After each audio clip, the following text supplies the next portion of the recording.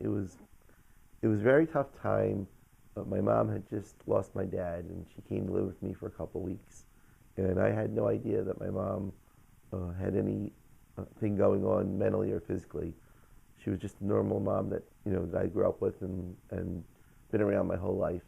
And we had a normal day, and she went to bed. And about 3 o'clock in the morning, I heard a knock on my door, and my wife got scared, and I ran to the door, and it was my mom at the door, and she said, "There's a man downstairs." And I said, "Where?" And she said, "Downstairs." And I grabbed I think I grabbed a bat or a hockey stick. I think it was a bat. And I went downstairs. Not that I was going to do anything with the bat, because I'm a first-class chicken anyway. But so ran downstairs, and my mom said, "She's downstairs in the living room." So I ran downstairs. I'm looking, my heart's pounding. I'm anxious. I'm scared, and I'm looking around, and I'm yelling, "If you're there, get out. Is anybody there? Get out. Get out of the house right now." And I looked around, and I didn't see anything.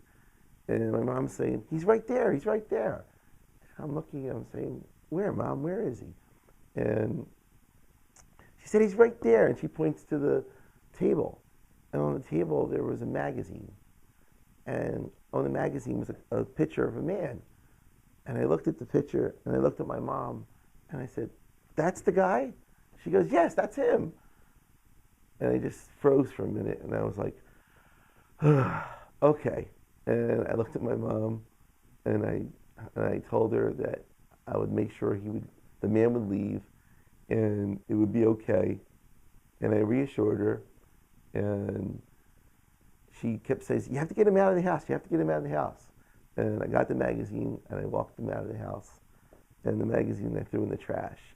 And I came back in, and my mom was looking at me and said, "Is he gone?" And she said, "Yes." And everything was fine.